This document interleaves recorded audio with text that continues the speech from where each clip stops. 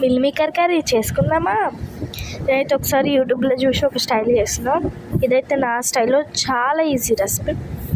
నా వెనకని చూస్తే అసలు నడవని గంజులు సప్పుడైతే అట్లా చేస్తాయి. ఏం చేయడం లేదు, మనమైతే హీట్ వాటర్ పెట్టుకోవాలి. వాటర్ హీట్ అయినాక గ్యాస్ ఆపేసి అందులో అయితే మిల్ మేకర్స్ వేసుకోవాలి. తర్వాత ఆ హీట్ వాటర్ పారబోసి అందులో కూల్ వాటర్ పోసి ఆ మిల్ మేకర్లో ఉన్న వాటర్ అంతా పిండేయాలి. తర్వాత వాటిని అయితే కట్ చేసుకోవాలి.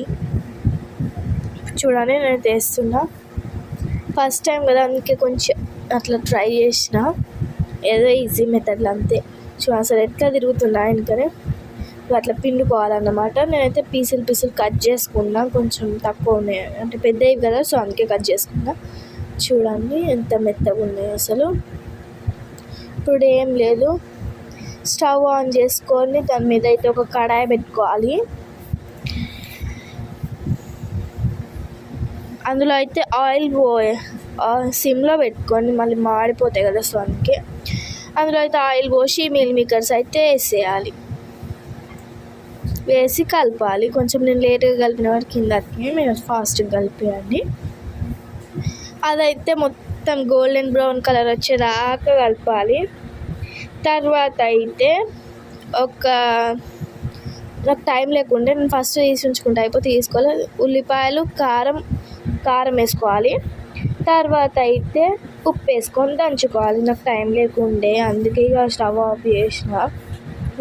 దంచుకొని అదంతా ఫ్రై చేసుకోవాలి. అట్లా కలర్ వచ్చేదాకా ఇట్లా కొంచెం కలర్ చేంజ్ కావాలి, గోల్డెన్ బ్రౌన్. అది మొత్తం కొంచెం అట్లా అయినాకనైతే ఇట్లా కొంచెం సైడ్కి జరుపుకోవాలి. ఆ మధ్యలో అయితే ఆయిల్ పోసుకొని ఇప్పుడు మనం దంచుకున్న అది ఎల్లిపాయ కారం ఉంది కదా, సో దాన్ని వేసుకొని మిక్స్ చేసేయాలి. ఇట్లా మిక్స్ చేసి అది కొంచెం మిక్స్ అయినాక అది మిల్ మేకర్స్ అన్నీ అందులో కలిపేసేయాలి. అంతే, చాలా ఈజీ. తర్వాత అయితే అది అలా కలిపేసినాక అయితే స్టవ్ ఆఫ్ చేసి ఇట్లా నాకు కొంచెం ఎందుకో పసుపు వేయబుద్ది అయింది, పసుపు వేసిన కలిపేసిన. తర్వాత స్టవ్ ఆఫ్ చేసి కళ్యామాకు వేసుకోవాలి.